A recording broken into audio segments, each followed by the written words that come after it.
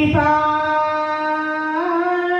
सिंधु नररूप हरि महामोह तम पुंज जाय सुबचने रवि कर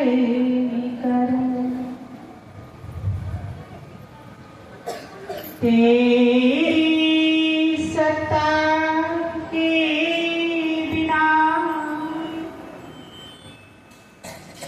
हे प्रभु मंगल पता तक हिलता नहीं हिले ना कोई हो हिले ना कोई हो। प्रेम से बोलिए श्री सद्गुरुदेव महाराज की जय। जगत जननी श्री माता जी की जय।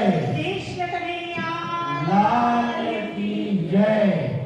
ऐसे नहीं, सभी लोग दोनों हाथ ऊपर उठा करके जोर से प्रेम से श्री गुरु महाराज जी का जयकारा लगाए, ताकि आपके जयकारे की आवाज यहाँ से प्रेम नगर आश्रम तक पहुंचे।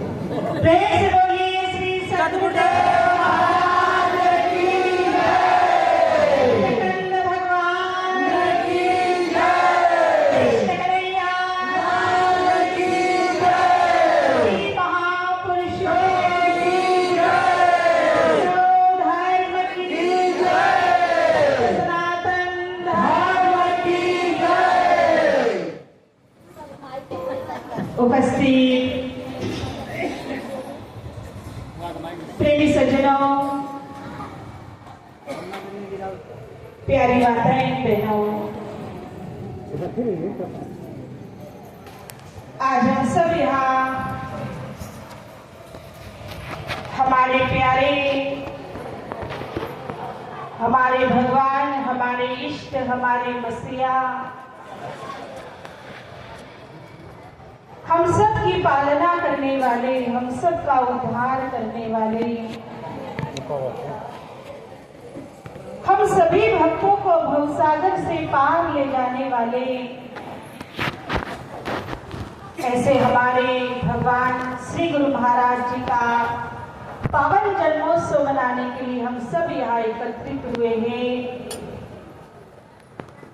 तो सर्वप्रथम श्री गुरु महाराज जी के पावन जन्मदिन की आप सभी भक्तों को बहुत बहुत बधाई हो, लख लख बार बधाई हो।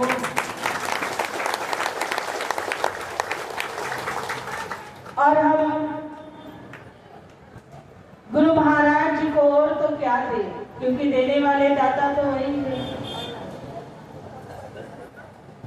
लेकिन हम भगवान के चरणों में अरदास करते हैं कि हमारी उम्र हमारे श्री गुरु महाराज जी को लग जाए और वह हम पर हमेशा ऐसी ही कृपा बरसाते रहे, दया बरसाते रहे।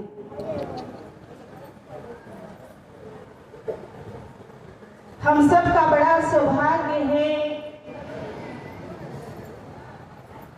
कि ऐसे कलिकाल के अंदर भी हमें श्री गुरु महाराज जी का सानिध्य प्राप्त हुआ। श्री गुरु महाराज जी के द्वारा हमें सच्चे ज्ञान की प्राप्ति हुई और ऐसे सच्चे दरबार में बैठने का हमें अवसर मिला। हम तो गुरु महाराज जी से यही मांगते हैं कि जैसे इस जन्म में हमें उनका साथ मिला, सानिध्य मिला, शरणागति प्राप्त हुई, उनके ज्ञान की प्राप्ति हुई, ऐसे ही जन्मों जन्मों तक हमें उनका सानिध्य प्राप्त होता रहे उनका आशीर्वाद प्राप्त होता रहे और हमारे गुरु महाराज जी की जो आयु है वह दीर्घ आयु हो, क्योंकि कहा है तारे तारे जितने नील गगन में तारे तारे तारे जितने नील गगन में तारे, तुम जियो हजार साल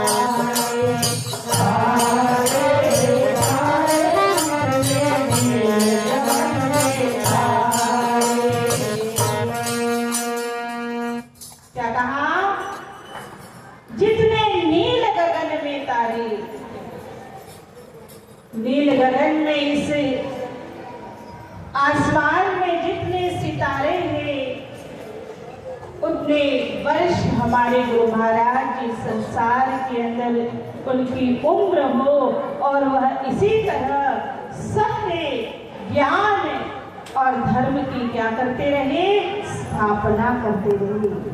तो एक भजन होगा, सभी लोग भजन में साथ दें। प्रेम से बोलिए श्री सद्गुरुदेव महाराज की जय, सच्चिदानंद भगवान की जय। जब मेरा सतगुरु बन के आया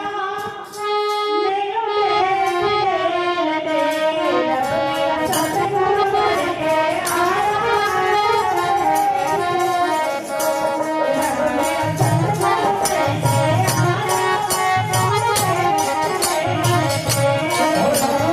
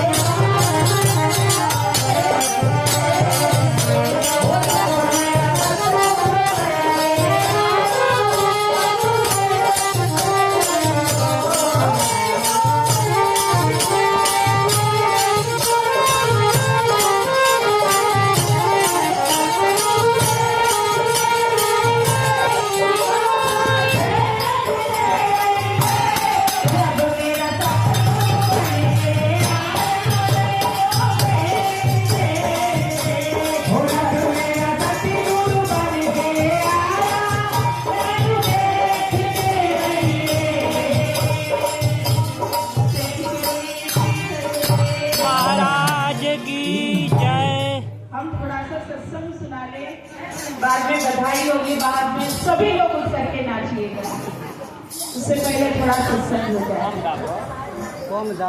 कृष्ण कन्हैया लाल की जय, सच्चिदानंद भगवान की। क्या कहा? ऊपर गादा ऊपर आ गई, चमुआ छूट गई। मेरा सतगुरु बन के आया, मेरे देख लेन देनी मथा देख लेन। भजन के द्वारा हमें समझाया है कि मेरा रब, मेरा भगवान सद्गुरु के रूप में धराधाम पर आए हैं और मैं उनके दर्शन करके अपने जीवन को सफल बना लूं। देखो सभी लोग एकाग्रता से सत्संग सुनेंगे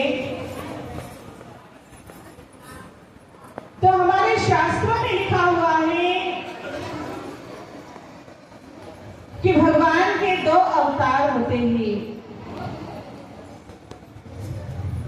एक होता है नित्य अवतार और दूसरा होता है निमित्त अवतार। हमारे शास्त्र हमें समझाते हैं कि जब भक्त पर विपदा आती है, संकट आते हैं, तो भगवान निमित्त अवतार धारण करके इस धराधाम पर प्रकट होते हैं। निमित्त अवतार का अर्थ होता है कि एक विशेष कार्य को पूरा करने के लिए भगवान थोड़े समय के लिए वह रूप धारण करते हैं और जैसे ही उनका वह कार्य पूरा हो जाता है तो परमात्मा अपने धाम में लौट जाते हैं। जिस प्रकार सप्त ऋषियों की रक्षा करने के लिए संसार के अंदर भगवान मत्स्य अवतार के अंदर प्रकट हुए, कश्यप रूप धारण किया भगवान ने, नरसिंह रूप धारण किया, वराह अवतार धारण किया। यह भगवान के निमित्त अवतार माने जाएंगे। एक विशेष कार्य की पूर्ति करने के लिए भगवान इस धराधाम पर आए और फिर वापस से अपने धाम में चले गए। लेकिन जो भगवान का दूसरा अवतार है, जिसे नित्य अवतार कहा जाता है, नित्य का अर्थ होता है हमेशा, सदैव, सनातन। और भगवान का यह जो नित्य अवतार होता है वह प्रभु परमात्मा, वह ईश्वर हमेशा सद्गुरु के रूप में, महापुरुष के रूप में इस धराधाम पर रहते हैं। और वह क्या करते हैं? धर्म की स्थापना करते हैं, सत्य का प्रचार करते हैं, आत्मज्ञान का प्रचार करते हैं। और ऐसे अनेक अवतार भगवान के हुए, चाहे उन्हें कृष्ण के रूप में ले लो, चाहे वह राम बनकर के आए, वह कभी बुद्ध बनकर के आए, कभी संत कबीर बनकर के आए, कभी वह राम कृष्ण परमहंस बनकर के आए। एक बार स्वामी विवेकानंद के मन में संशय हो जाता है, क्योंकि उनके जो गुरु थे रामकृष्ण परमहंस, वह ऐसे ही रहते थे, कभी बोल रहे तो बोल ही रहे हैं, थोड़ा ऐसा ही वह लीला करते थे। तो उनके रूप को देखकर, उनके व्यवहार को देखकर स्वामी विवेकानंद जी के मन में संशय हो जाता है, क्या सचमुच में यह भगवान है? क्या सचमुच में यह ईश्वर का अवतार है? क्या सचमुच में यह महापुरुष है? क्योंकि शंका, संशय यह तो देखता ही रहता है कि कब कोई कमजोर पड़ जाए, कब किसका विश्वास डगमगाने लग जाए और यह शंका जाकर के उसके मन में बैठ जाती है। स्वामी विवेकानंद जी के मन में भी यह संशय उत्पन्न होता है। तो रामकृष्ण परमहंस जी के आखिरी वचन थे कि हे विवेकानंद, मैं ही राम हो और मैं ही कौन हो? कृष्ण हो, और मैं ही वह परम हंस हूं। तो कभी वह राम कृष्ण परमहंस बनकर के आते हैं, तो कभी वह बाबा नानक देव जी दशों बादशाहों के रूप में अवतार लेते हैं। वह भगवान, वह ईश्वर, वह परमात्मा सद्गुरु के रूप में सदा इस संसार के अंदर अवतरित रहते हैं, नित्य। और आप जैसे बिरले ही कोई होते हैं इस संसार के अंदर जिन्हें भगवान की पहचान हो जाती है, ईश्वर की पहचान हो जाती है, और वह ईश्वर के सद्गुरु के सानिध्य में रहकर उनके ज्ञान को जानकर अपने जीवन का क्या करते हैं? उत्थान करते हैं। कोई बिरले, संसार के अंदर खरबों लोग हैं, लेकिन खरबों लोगों को गुरु महाराज जी ज्ञान थोड़ी दे रहे हैं। उन अरबों खरबों में से गुरु महाराज जी ने हमें चुना है, हमें ज्ञान का अधिकारी माना है, और हमारे हृदय के अंदर उन्होंने ज्ञान की और धर्म की क्या की है? स्थापना की है।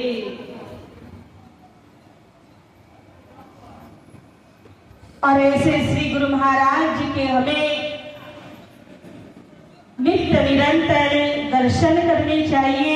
ऐसे श्री गुरु महाराज जी का हमें नित्य निरंतर ध्यान करना चाहिए, सुमिरन करना चाहिए। मनु महाराज और माता शत्रुपा जी करोड़ों करोड़ों वर्ष तक भगवान का क्या करते हैं? ध्यान करते हैं, भजन करते हैं।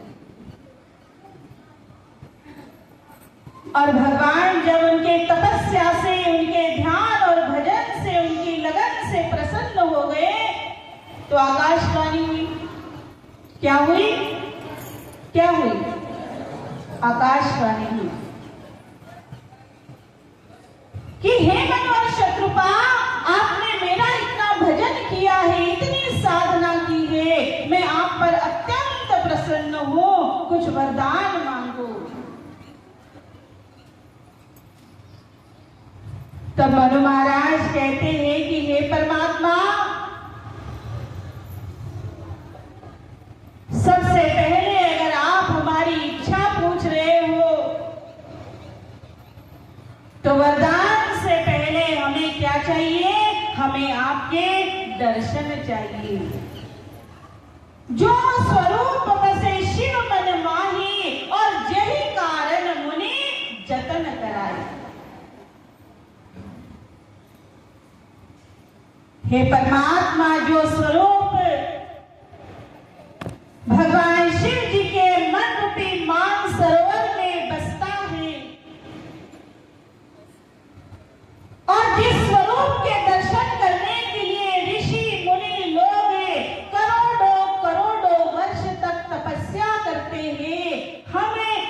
आपके उस स्वरूप का दीदार करना चाहते हैं, हम आपके दर्शन करना चाहते हैं।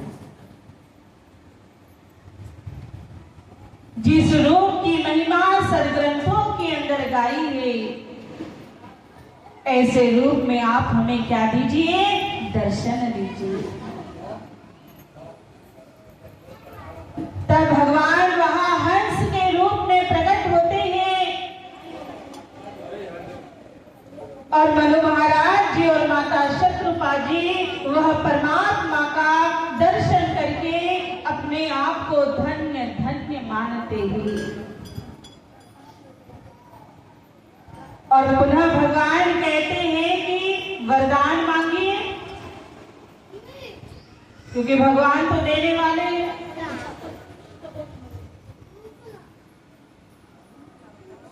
तब मनु महाराज जी कहते हैं, दान शिरोमणि कृपा निधि, नात कहो सतभाव और चाहो तुम ही समान सुते, प्रभु संग कवन दुराव। हे प्रभु परमात्मा, हे भगवान, आप तो महादानी हो। आप जैसा दानी इस संसार के अंदर दूसरा कोई भी नहीं है कि नहीं है? सबसे बड़े दानी कौन है? भगवान है, गुरु महाराज जी है। उन्होंने हमें नाम का, ज्ञान का क्या दिया है? दान दिया है। शिरोमणि हो आप, शिरोमणि हो, आपसे श्रेष्ठ इस संसार के अंदर दूसरा कोई भी नहीं है। और कृपा के सागर हो, कृपा के क्या हो? सागर हो। गुरु महाराज जी करुणा निधान है, कृपा के सागर है। बंद हो गुरु पद कंजे, कृपा सिंधु नर रूप हरि।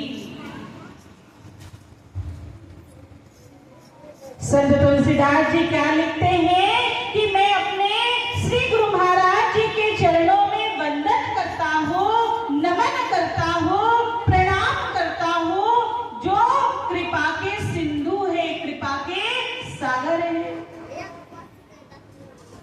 भाई, अगर आप एक देवता को प्रसन्न करें, चलो आपने इंद्र देवता को प्रसन्न कर लिया, तो इंद्र देवता केवल जल बरसा सकते हैं। उनके पास उतना ही पावर है कि नहीं? इसके अलावा भी कुछ दे सकते हैं? दे सकते हैं? नहीं, केवल जल बरसा सकते हैं। पवन देवता को प्रसन्न कर लो, ठंडी हवा चला देंगे। प्रसन्न हो जाए तो अन्य कुछ कर सकते हैं? नहीं कर सकते। कुबेर देवता को प्रसन्न कर लो तो धन दे देंगे, उसके अलावा कुछ देंगे? नहीं। तो इनके पास तो इतना ही पावर है। कुबेर जी धन दे देंगे, वायु देवता हवा दे देंगे, ठंडे ठंडी हवा हमें मिल जाएगी अगर वायु देवता प्रसन्न हो जाए। इंद्र देवता प्रसन्न हो जाए तो जल बरसा देंगे। इनके पास तो इतना ही पावर है। लेकिन जो देवों के भी देव है, कृपा के सिंधु है, कृपा के सागर है, श्री गुरु महाराज जी, वह सब कुछ देने वाले हैं। हमारी हर मनोकामना को, हर इच्छा को वह पूर्ण करने वाले हैं। वह पार ब्रह्म परमेश्वर है, नर रूप है। गुरु महाराज जी कौन है? वह नर रूप में साक्षात हरि है, साक्षात भगवान है। और इसलिए मनु महाराज जी कहते हैं कि हे परमात्मा, आप तो सब कुछ जानने वाले हो। अगर हम मनुष्य आपसे कुछ छिपाना भी चाहे तो वह छिप सकता नहीं है। छिप सकता है? नहीं छिप सकता। इसलिए हम आपसे निसंकोच होकर के मांग रहे हैं, संकोच नहीं। जिन्हें हम अपना मानते हैं तो उनके पास मांगने के लिए शर्माते हैं? नहीं शर्माते, निसंकोच होकर के मांगते हैं कि भाई इतनी आवश्यकता है, इतना दे दो। तो मनु महाराज जी क्या कहते हैं कि हे परमात्मा, हम यही चाहते हैं। क्या चाहते हैं? चाओ तुम ही समान सुते, प्रभु संग कवन दुराव। हे प्रभु, हम क्या चाहते हैं? हम आप जैसे पुत्र की प्राप्ति चाहते हैं, हम आप जैसा बेटा चाहते हैं। अब भगवान कहते हैं कि मेरे जैसा पुत्र, मेरे समान पुत्र। प्रभु परमात्मा कहते हैं कि हे मनु महाराज, मेरे जैसा इस संसार के अंदर दूसरा कोई भी नहीं है। कोई है? भगवान जैसा दूसरा कोई है? हो तो बता दो कि भाई कहीं कुशीनगर के अंदर हो। नहीं, गुरु महाराज जी जैसे हमें दूसरे कोई भी नहीं मिलेंगे। इसलिए कहा, आप सरी से खोज कहाँ जाओ, नुपतव तनय होप में आओ। राम सिया राम, सिया राम, जय जय राम। राम सिया राम, सिया राम, जय जय राम। राम जाके हृदय भक्ति बसती, प्रभु का प्रगटे सदा यही। राम सिया राम सिया राम, जय जय राम। राम सिया राम, सिया राम, जय जय राम। हरि जपते सर्वत्र समाना, प्रेम प्रगट होत में जाना। राम सिया राम, सिया राम, जय जय राम। राम राम, सिया राम, सिया राम, जय जय राम।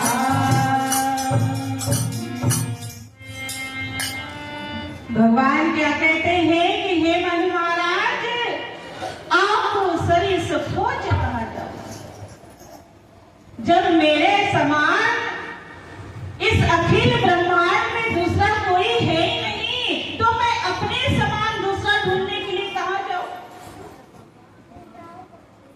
इसलिए हे मनु महाराज जी, आप त्रेता युग के अंदर राजा दशरथ बनेंगे और माता शत्रुपा, माँ कौशल्या बनेंगे और मैं आपके यहाँ राम बन करके आऊंगा। ऐसे ही इसी 21 सितंबर को श्री गुरु महाराज जी, माता राज राजेश्वरी और श्री हंस जी महाराज जी के इस दिव्य परिवार के अंदर भगवान ने, श्री गुरु महाराज जी ने आज के ही दिन क्या लिया? अवतार लिया। इसके लिए हम भक्तों के लिए, जैसे राम जी ने अपने भक्तों के लिए अवतार लिया, अपने भक्तों के उद्धार के लिए अवतार लिया। क्योंकि रावण का अत्याचार बढ़ता जा रहा था, धर्म की हानि हो रही थी। राधेश्याम महाराज कहते हैं कि जिस समय पाठशालाओं में नरमांस पकाए जाते थे, नरमांस पकाए जाते थे, जिस समय सनातन धर्म ग्रंथ ईंधन के बदले जलते थे, ईंधन के बदले जलते थे।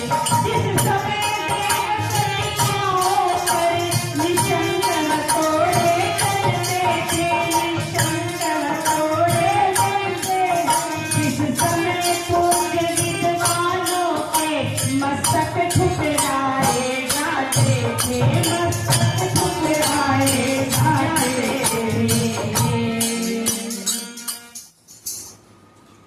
राधेश्याम जी महाराज राधेश्याम रामायण के अंदर लिखते हैं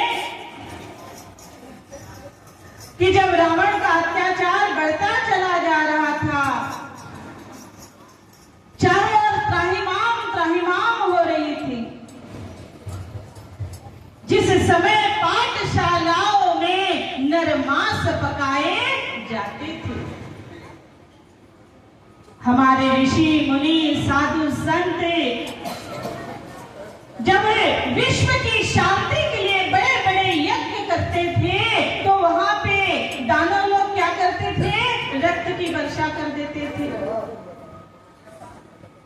हड्डियों को डाल दिया जाता था और उस यज्ञ को अपवित्र कर दिया जाता था। जिस समय कुछ विद्वानों के मस्तक ठुकराए जाते थे, जो विद्वान होते हैं, पंडित होते हैं, ऋषि मुनि साधु संत होते हैं, वह कैसे होते हैं? पूजनीय होते हैं, वंदनीय होते हैं। साधु संतों ऋषि मुनियों के चरणों में नमन किया जाता है, उनका आदर किया जाता है, सत्कार किया जाता है। लेकिन रावण के राज्य में क्या होता था? उन विद्वान पूजनीय विद्वानों के मस्तक को ठोकरों से अपमानित किया जाता था, ठोकर मारी जाती थी, संतों का अपमान किया जाता था। जिस समय सनातन धर्म ग्रंथ ईंधन के बदले जलते थे, ईंधन होता है, भोजन बनाने के लिए ईंधन लगाया जाता है, लकड़ी डाली जाती है, कोयला डाला जाता है, आज के समय में गैस है। लेकिन उस समय हमारे जो सनातन धर्म ग्रंथ थे, उसे ईंधन के बदले में क्या किया जाता था? जलाया जाता था। और जिस समय देव प्रतिमाओं पर निशंक हथौड़े चलते थे, देवताओं की जो प्रतिमाएं होती थी, उन प्रतिमाओं को तोड़ा जाता था, भंग किया जाता था। और जब इस धरती पर, इस पृथ्वी पर ऐसा पापाचार बढ़ने लगा, तो माता पृथ्वी बड़ी दुखी हो जाती है, वह रोने लगती है, उसे बड़ी पीड़ा होती है, क्योंकि माँ धरती कहती है कि मुझे इस बड़े बड़े जो पहाड़ है इसका भार नहीं है, जंगल है, सागर है, इसका भार मुझे नहीं लगता, लेकिन कोई इस मेरे धरती पर मेरे ऊपर पापाचार करते हैं तो मैं बड़ी पीड़ित हो जाती। और वही धरती माता, पृथ्वी माता गाय का रूप धारण करके कहा जाती है, भगवान के पास जाती है। और तब भगवान माता पृथ्वी को कहते हैं कि हे पृथ्वी, तुम दुखी मत हो,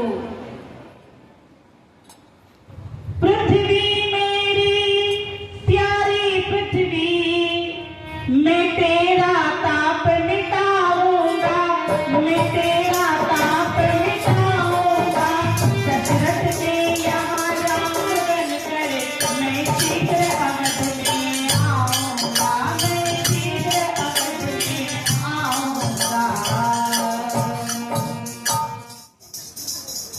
जैसे ही भगवान ने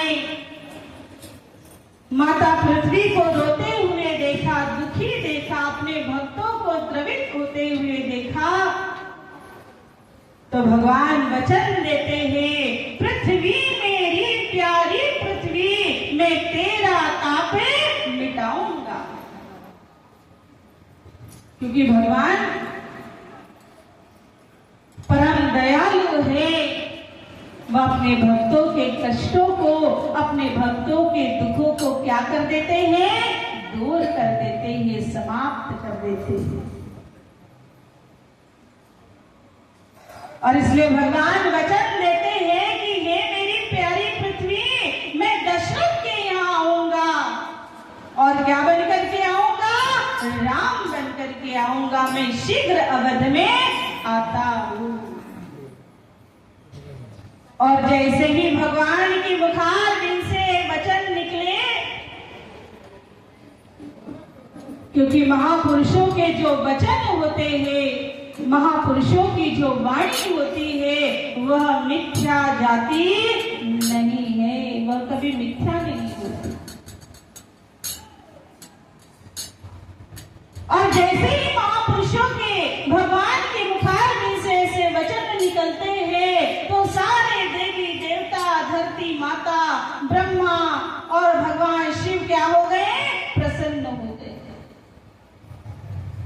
और ब्रह्मा जी कहते हैं, ब्रह्मा ने कहा बधाई हो, भगवान अवध में आए, भगवान अवध में आए।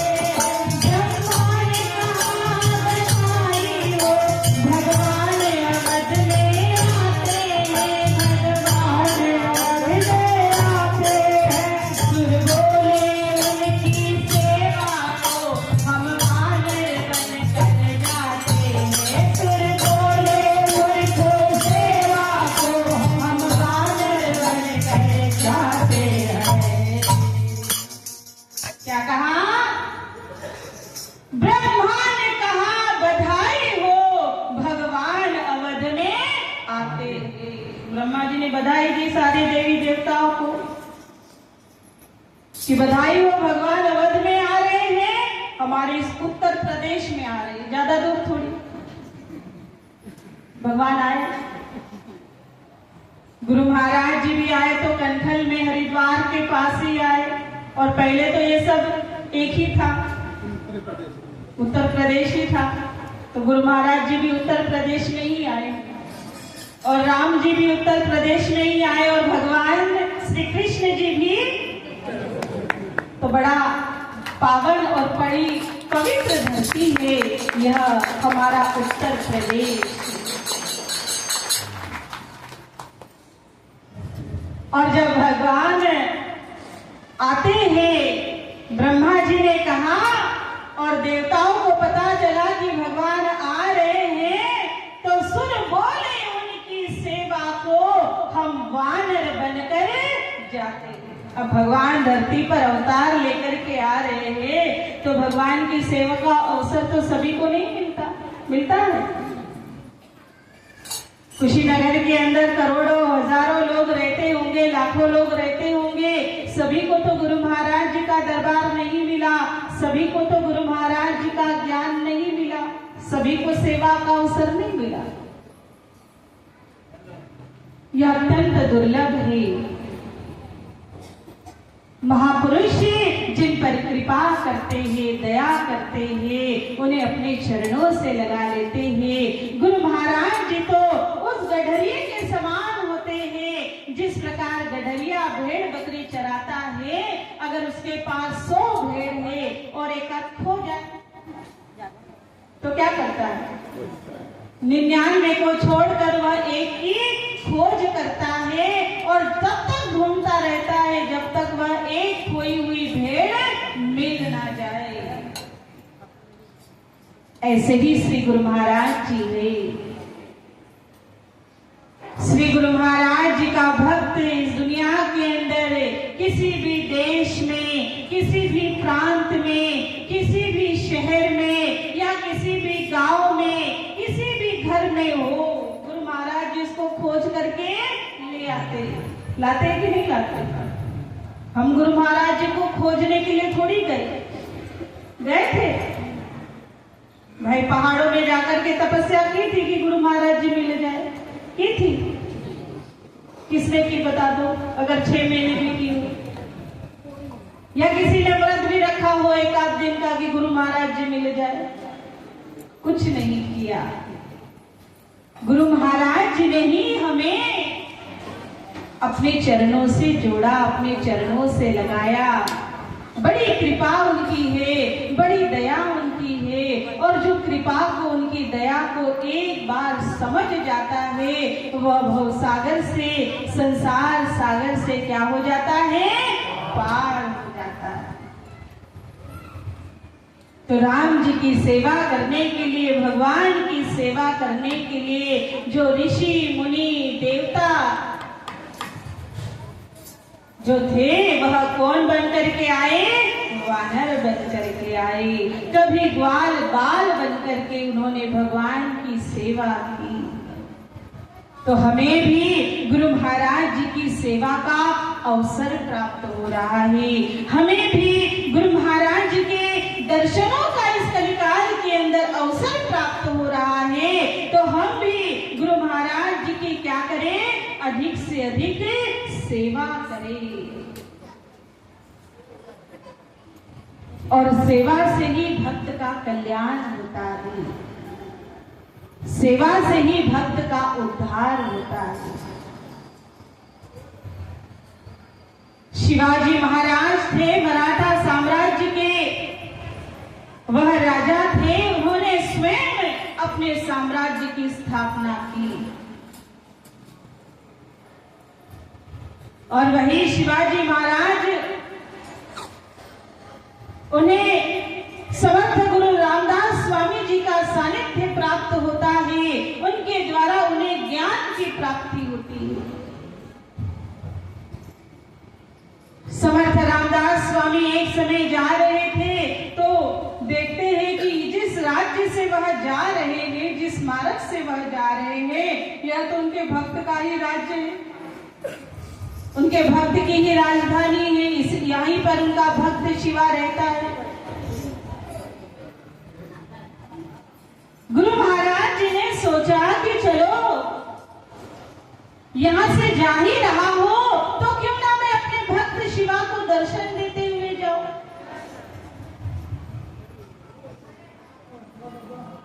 और गुरु महाराज जी भक्त शिवाजी के महल पर जाते हैं, और महल में जाकर के उनका जो राजमहल था वहां द्वार पर जाकर के उन्होंने अलख जगाया। समर्थ रामदास स्वामी जहां भी जाते थे उनके मुखारबिंद से निकलता था, जय जय रघुवीर समर्थ। और जैसे ही ऐसी वाणी शिवाजी के कानों में पड़ी तो शिवाजी जो थे वह अपने दरबार में बैठे हुए थे, अपने सिंहासन पर बैठे हुए थे। जैसे ही वाणी गुरु महाराज जी की वाणी कानों में पड़ती है, तुरंत सिंहासन से उठ करके खड़े हो गए। यह वचन, यह वाणी तो मेरे गुरु महाराज जी की है, अर्थात मेरे गुरु महाराज जी मेरे घर आए हैं, मेरे द्वार पर खड़े हैं। भक्त शिवाजी का हृदय बड़ा गदगद हो जाता है और वह सोचने लगे कि मेरे गुरुदेव, मेरे पालनहार, मेरे भगवान मेरे द्वार पर आए हैं, तो मैं किस तरह उनकी सेवा करूं, कैसे सेवा करूं।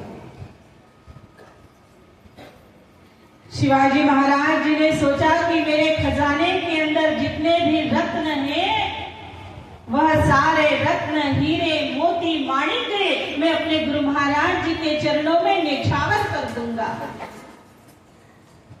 गुरु महाराज जी के चरणों में बिछा दूंगा, और इस तरह मैं अपने गुरु महाराज जी का स्वागत करूंगा। लेकिन दूसरे ही क्षण सोचने लगे कि मेरे गुरु महाराज जी ने जो मुझे ज्ञान दिया है, जिस नाम की मुझे प्राप्ति कराई है, उस ज्ञान के आगे, उस नाम के आगे तो यह जो हीरे मोती है, यह तो कंकड़ पत्थर के समान है, कुछ नहीं है। गुरु महाराज जी के आगे संसार की दौलत है, कुछ नहीं है। नाना तरह के उनके मन में ख्याल आ रहे हैं कि मैं स्वर्ण की मुद्राएं गुरु महाराज जी के चरणों में बिछा देता हूं, लेकिन संसार की हर वस्तु शिवाजी को अपने गुरु महाराज जी के आगे तुच्छ लगती है। और इधर गुरु महाराज जी अलख जगा रहे हैं, जिसके लिए कहा, तेरे द्वार खड़ा भगवान भगत भर दे रे झोली, भगत भर दे रे झोली, तेरे द्वार खड़ा भगवान भगत भर दे रे झोली,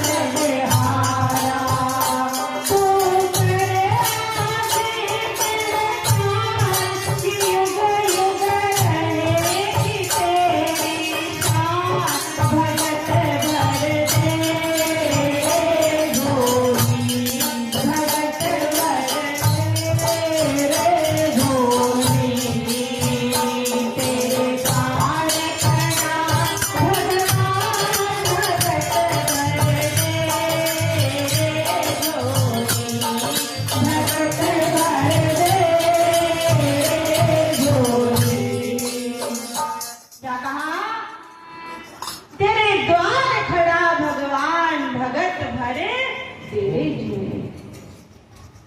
जो तीनों लोगों के स्वामी हैं, संसार का सारा ऐश्वर्य जिनके अधीन है, ऐसे गुरु महाराज जी शिवाजी के द्वार पर खड़े हैं और शिवाजी महाराज दौड़ करके जाते हैं, अपने गुरु महाराज जी का स्वागत करते हैं, सत्कार करते हैं, अपने गुरु महाराज जी को अपने राज सिंहासन पर बिठाते हैं।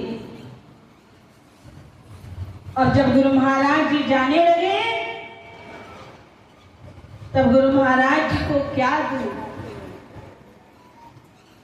तब शिवाजी महाराज जी ने एक पत्र, एक चिट्ठी अपने गुरु महाराज जी के झोली में डाल दी। गुरु महाराज जी वह चिट्ठी निकालते हैं, पत्र निकालते हैं और पढ़ते हैं, तो गुरु महाराज जी के आंखों में आंसू आ गए, क्योंकि शिवाजी महाराज जी ने उस पत्र में लिखा था कि हे गुरु महाराज जी, यह मेरा सारा राज्य, मेरा ऐश्वर्य, मेरा राजमहल, आज से सब कुछ आपका है। मैं यह सब कुछ आपके चरणों में समर्पित कर देता हूँ। सब कुछ दे दिया, पूर्ण समर्पण। ऐसे समर्पण की भावना हम भक्तों को भी हमारे मन के अंदर अपने गुरु महाराज जी के प्रति होनी चाहिए। पूर्ण समर्पण,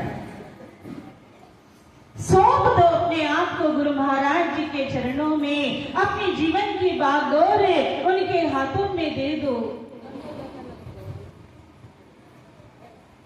भगवान श्री कृष्ण जी अर्जुन से कहते हैं कि हे अर्जुन, मेरी सारी सेना तो दुर्योधन ने मांग ली, अब तो मैं अकेला बचा हूं, तुम मुझे अकेले कृष्ण को लेकर के क्या करोगे? और मैं तो इस युद्ध के अंदर अस्त्र शस्त्र भी नहीं उठाऊंगा, प्रण लिया है मैंने कि जो युद्ध होने वाला है उसमें मैं अस्त्र शस्त्र उठाऊंगा नहीं। तो भक्त अर्जुन क्या कहते हैं कि प्रभु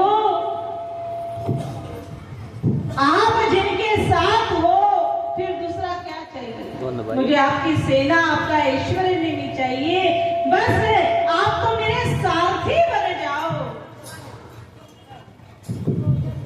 और जो भगवान ने अपने भक्त अर्जुन के सारथी बन गए, जिस दिशा में वह ले गए उस दिशा में अर्जुन जाते हैं। जैसा भगवान कहते हैं वैसा अर्जुन करते हैं, तो पांचों पांडवों की क्या हो गई? विजय हो गई। ऐसे ही हमारा जो जीवन रूपी रथ है, इस जीवन की बागडोर गुरु महाराज जी के हाथों में दे दो, तो गुरु महाराज जी हमारे जीवन को सत्य की मार्ग पर ले जाएंगे, धर्म के मार्ग पर हमारे जीवन को ले जाएंगे। गुरु महाराज जी के चरणों में समर्पित हो जाओ तो गुरु महाराज जी भव सागर से पार करा देंगे, 84 के बंधन से हमें मुक्त कर देंगे।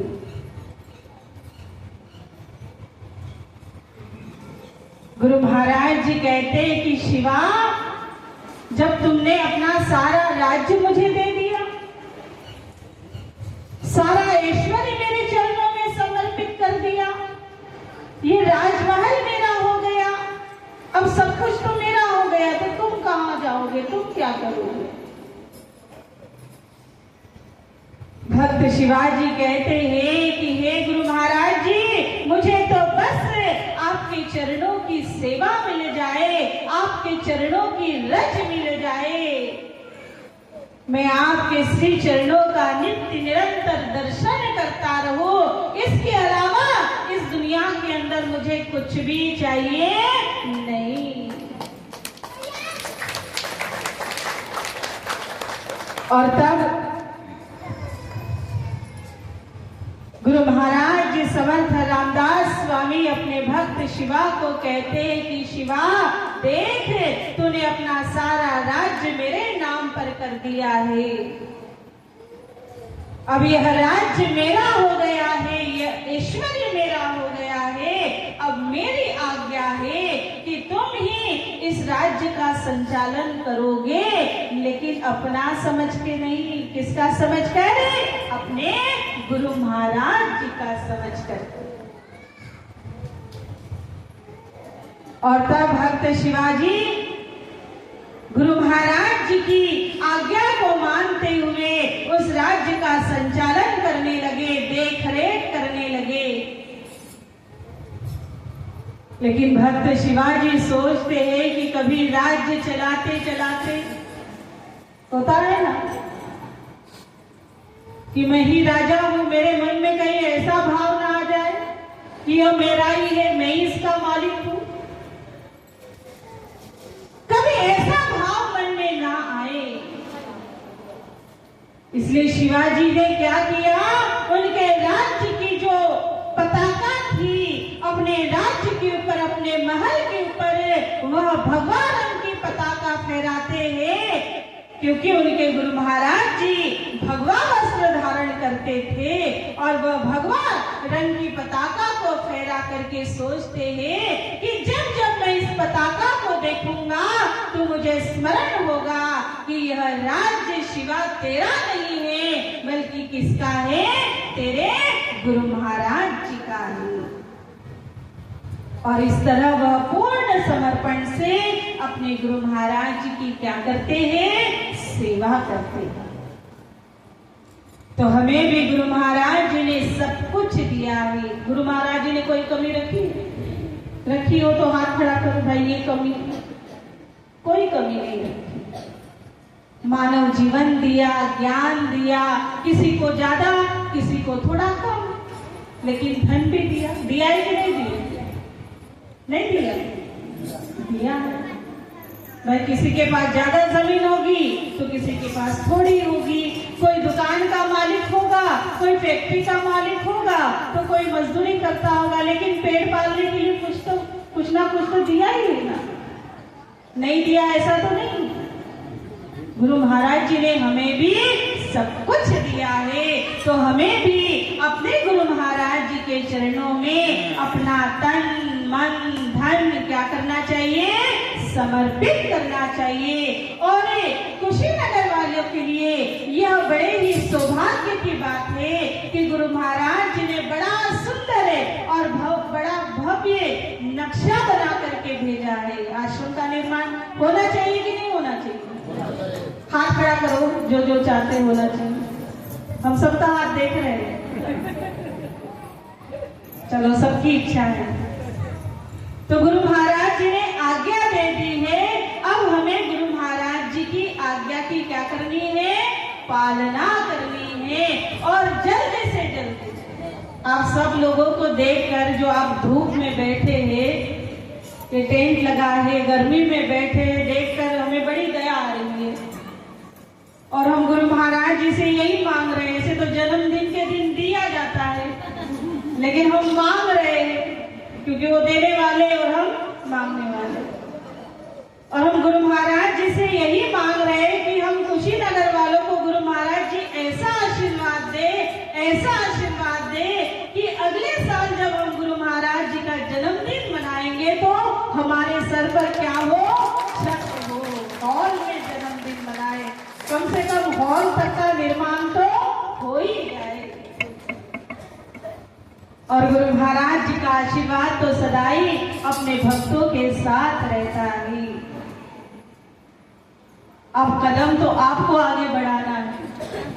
आप एक कदम बढ़ोगे तो गुरु महाराज जी 1000 कदम बढ़ करके हमारे कार्यों को क्या करेंगे, सफल करेंगे।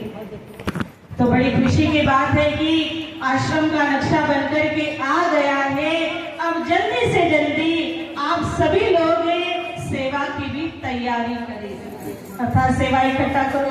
भाई घर में शादी होती है तो पैसे इकट्ठा करते हैं कि नहीं करते? भाई शादी है, विवाह है, बेटी का विवाह है, बेटे का विवाह है, कहाँ से होगा तो चिंता होती है कि नहीं होती है? मकान बनाते हैं तो चिंता होती है कि नहीं होती? इकट्ठा करना शुरू कर देते हो पैसा। तो ऐसे ही यह गुरु महाराज जी का दरबार है, यह हमारा पहला घर है। गुरु महाराज जी का दरबार हमारा क्या है, घर है। तो आप सब लोग भी तैयारी कीजिए। हम घर घर में आएंगे, शाखा शाखा में जाएंगे और सेवा लिखेंगे, ताकि जल्दी से जल्दी हमारे कुशीनगर के आश्रम का निर्माण कार्य शुरुआत हो जाए। और आप लोगों को जान करके खुशी होगी कि पूरे पूर्वांचल के अंदर ऐसा आश्रम नहीं होगा जैसा नक्शा कुशीनगर का बन करके आया है। सबसे बड़ा, सबसे भव्य और सबसे सुंदर। तो आप सब लोगों को उत्साहित होकर के, बढ़ चढ़ करके, तन मन धन से गुरु महाराज जी की यह सेवा करनी है, ताकि जल्दी से जल्दी आश्रम का निर्माण कार्य शुरू हो, आश्रम बने और श्री गुरु महाराज जी के पावन चरण कमल इस कुशीनगर की पावन धरती पर पड़े। गुरु महाराज जी के दर्शन हमें जल्दी से जल्दी हो, इसके लिए आप सब लोगों को बड़ी मेहनत करनी है, तन मन धन से गुरु दरबार की सेवा करनी है। अर्जी हमारी, मर्जी आप सब लोगों की। तो कहने का तात्पर्य यही है, पुनः हम गुरु महाराज जी के चरणों में यही प्रार्थना करते हैं कि गुरु महाराज जी इसी तरह अपनी दया दृष्टि, कृपा दृष्टि हम सब पर बरसाते रहे और हम अपने जीवन के अंदर, जीवन पर्यंत, जीवन के अंतिम श्वास तक उनकी सेवा करते रहे, उनकी भक्ति करते रहे, उनका ध्यान, भजन, सुमिरन करते रहे। तो आगे बधाई होगी और उसके बाद आप सभी के लिए भोजन प्रसाद है, भोजन की भी व्यवस्था की है, भंडारा होगा। सब लोग आप उस महाप्रसाद को लेकर के जाएंगे। और 5 अक्टूबर को इसी आश्रम के अंदर परम पूजनीय श्री सत्यबोधानंद महात्मा जी पधार रहे हैं जो हमारे संस्था के वरिष्ठ महात्मा जी हैं। तो 5 अक्टूबर को भी आप सभी लोगों को अधिक से अधिक संख्या में यहाँ पर आना है, उपस्थित होना है और परम पूज्य महात्मा जी के सत्संग प्रवचन सुनने का भी हमें अवसर मिलेगा। और 2 दिवसीय विशाल संत सम्मेलन का आयोजन फाजिल नगर के अंदर किया गया है। 5 अक्टूबर और 6 अक्टूबर को शाम को 6 बजे से 10 बजे तक वहाँ सत्संग होगा। परम पूजनीय महात्मा जी का सानिध्य हमें प्राप्त होगा, उनके सत्संग सुनने का अवसर हमें मिलेगा। तो वहाँ भी आप सभी लोग अधिक से अधिक संख्या में पधार करके परम पूजनीय महात्मा जी के सत्संग का लाभ प्राप्त करें। सवेरे यहाँ 10 बजे से 1 बजे तक प्रोग्राम होगा 5 तारीख को और शाम को फिर फाजिल नगर के अंदर गुरु महात्मा जी का सत्संग होगा।